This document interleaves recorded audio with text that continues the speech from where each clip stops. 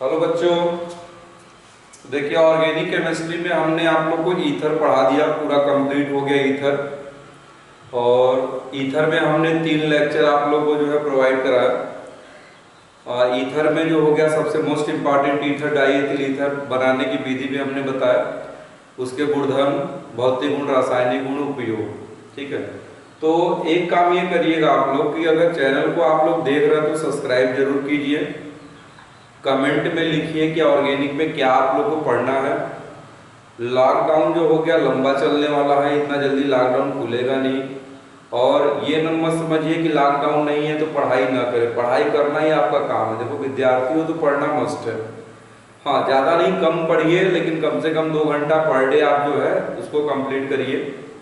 तो आज हम ऑर्गेनिक में आप लोगों को पढ़ाएंगे एमीन। एमीन क्या है, इस पे भी आपको 3 या 4 लेक्चर हो जाएगा। एमीन क्या है, आप लोग NH3 के बारे में भली भांति परिचित है। NH3 को हम कहते हैं अमोनिया। अमोनिया में नाइट्रोजन जो है उसके बैलेंस शेल में 5 इलेक्ट्रॉन होता है। 5 में से 3 वो जो है हाइड्रोजन से बॉन्ड बना लेता है और उसके पास 2 इलेक्ट्रॉन शेष बचता है। अब जो 2 इलेक्ट्रॉन इसके पास शेष बचता है उसको हम कहते हैं लोन पेयर। अब पेयर का मतलब जोड़ा, एक जोड़ा है। बॉन्ड पेयर, कै बॉन्ड बनाया है, 1 2 3, तो 3 बॉन्ड बनाया है। तो इलेक्ट्रॉन पेयर कैसे मिलेगा, lone pair plus bond pair, 1 धन 3 बराबर हो गया 4। ठीक है, तो 4 से इसकी ज्योमेट्री कैसी होनी चाहिए, टेट्राहेड्रल। लेकिन जो लोन पेयर इसकी ज्योमेट्री को डिस्टर्ब कर देगा। अब जब ज्योमेट्री को डिस्टर्ब कर देगा तो इसकी एक्चुअल ज्योमेट्री मिलेगी ट्राइगोनल पिरामिडल।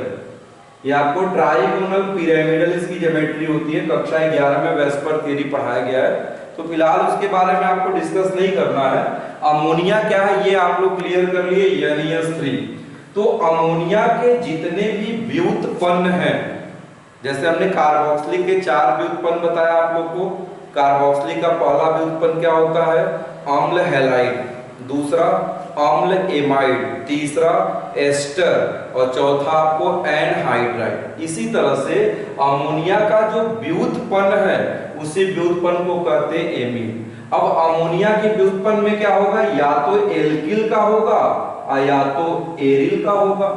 तो अमोनिया के एल्किल मेथिल एथिल या एरिल जैसे बेंजीन, तो उसको हम कहते हैं एमीन। अमोनिया के एल्किल या एरिल व्युत्पन्न को हम नाम देते हैं एमीन। जैसे यहाँ से एक या छट जाए और आर जुड़ जाए, एल्किल जुड़ जाए, तो ये क्या कहलाएगा, एमीन। या तो यहाँ क्या जुड़ जाए, ER, बेंजीन जुड़ जाए, तो ये भी क्या कहलाएगा, एमीन। तो क्लियर हो गया, 2 जुड़ सकता है, R या ER।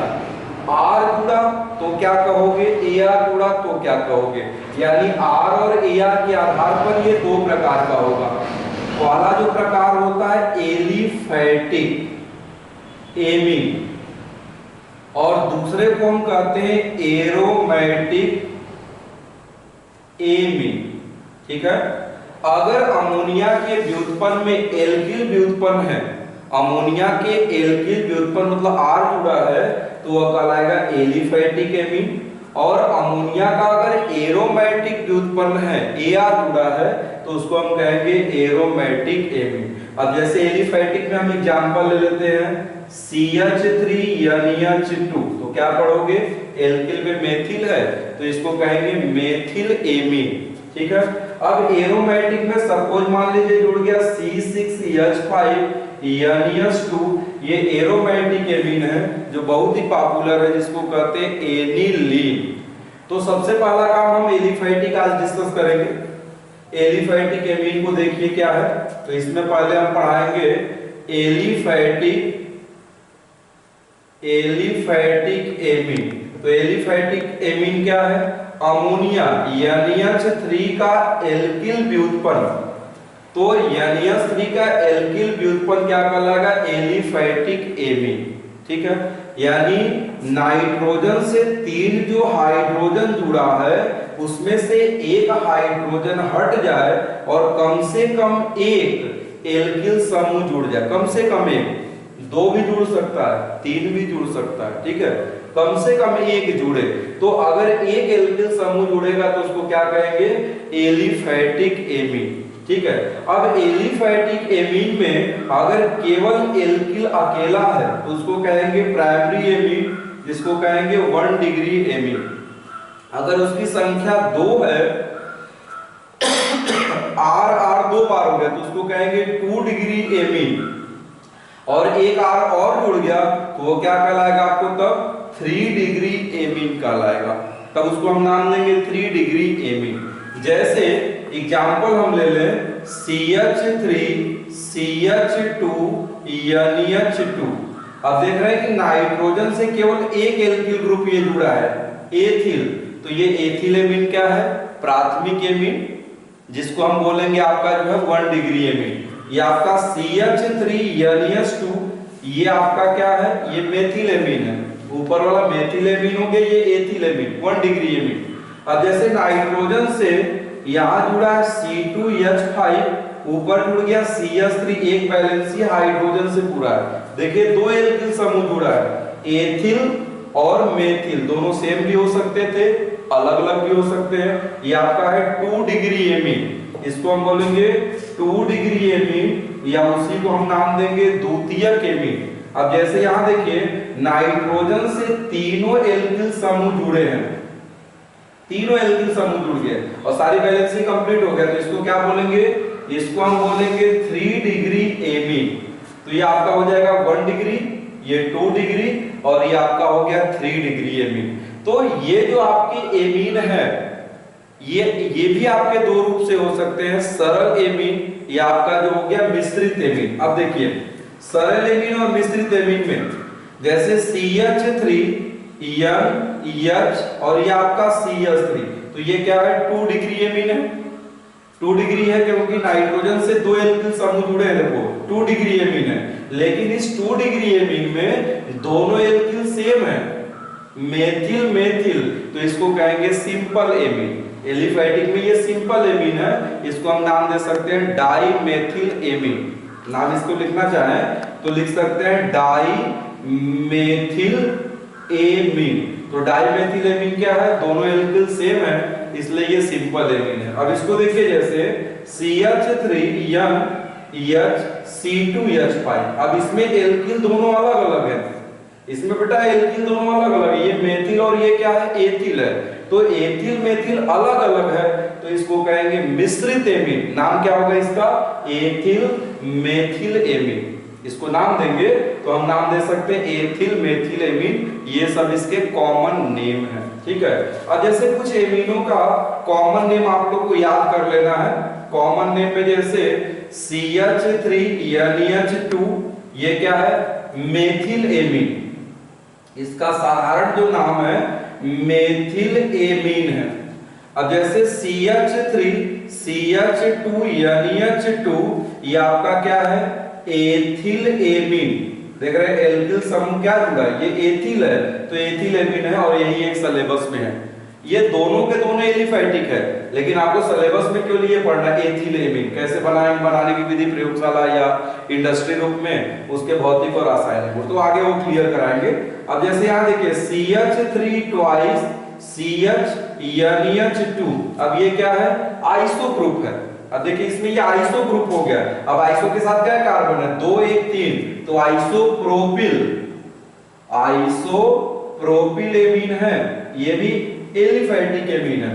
यहाँ देखिए ये आइसो ग्रुप है, आइसो ग्रुप कितने कार्बन का है, 1 2 यहाँ है, 1 यहाँ 3, तो आइसोप्रोपिल एमीन। यहाँ देखिए CH3 थ्राइस C NH हो गया 2। अब इसमें क्या है, ये आपका टर्शियरी ब्यूटिल है, ये आपका हो गया T टर्शियरी ब्यूटिल एमीन। तो ये सब आपका जो है कॉमन नेम है।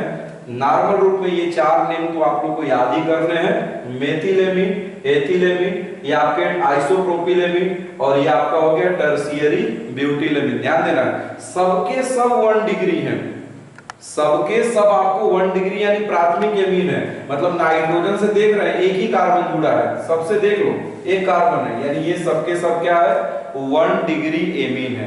अगर 2 एल्किल जुड़ेगा तो 2 डिग्री एमीन है, 2 से अधिक एल्किल जुड़ सकता है तो ज्यादा 3 जुड़ेगा तो तृतीयक एमीन यानी टर्शियरी एमीन। तो इसको आप लोग नोट कर लीजिए। अब इसमें आपको सिलेबस में केवल कौन सा पढ़ना है, एथिल एमीन। तो इसको कैसे बनाएंगे। और एक चीज ध्यान दीजिएगा कि इसके आईयूपीएसी में हम एमीन शब्द का प्रयोग करते हैं। जैसे एक कार्बन है तो मेथेनामीन, जैसे इसका आईयूपीएसी देखिए क्या कार्बन एक, तो मेथेनामीन। क्या कार्बन है, एक दो, तो क्या हो जाएगा एथेनामीन। अब इसमें देखिए साइड चेन हो गया। इसका आईयूपीएसी नेम देख लीजिए जरा। आईयूपीएसी में जैसे यहां देखिए CH3NH2, इसका आईयूपीएसी नेम एक कार्बन है तो मेथेन, और उसमें एमीन जोड़ देंगे तो इसका आईयूपीएसी नेम हो जाएगा मेथेनामीन। कॉमन नेम क्या हो गया, मेथिल एमीन। CH3CH2NH2, इसका आईयूपीएसी नेम क्या कार्बन है, एक दो, तो दो के लिए एथेन, उसमें क्या जोड़ दोगे एमीन, तो एथेनामीन। एथेनामीन कॉमन नेम क्या होगा, एथिल एमीन। इसको देखिए CH3 ये आपका हो गया CH2NH2, ये आपका आइसो ग्रुप हो गया, तो इसको आइसोप्रोपिल एमीन कहेंगे। इसको कॉमन रूप में क्या कहेंगे, आइसोप्रोपिल। ये आपको अकेला होगा, ये नहीं होगा। NH हो जाएगा आपका 2, आइसोप्रोपिल है, ठीक है। अब आइसोप्रोपिल में एक दो, तो साइड चेन किस पे है, एक पर, तो 1 मेथिल 2 कार्बन के लिए एथेनामीन, तो हमेशा उसमें एमीन शब्द का प्रयोग करेंगे। ये आप नोट कर सकते हो इसको, ठीक है। एक और टर्शियरी वाला भी देख लीजिए। जैसे टर्शियरी वाले में CH3 CH हो गया 3 CH3NH2, तो लंबी श्रृंखला देखो ये हो गया। अब साइड चेन मेथिल मेथिल है तो आपका 1,1 डाइमेथिल 2 कार्बन है तो एथेनामीन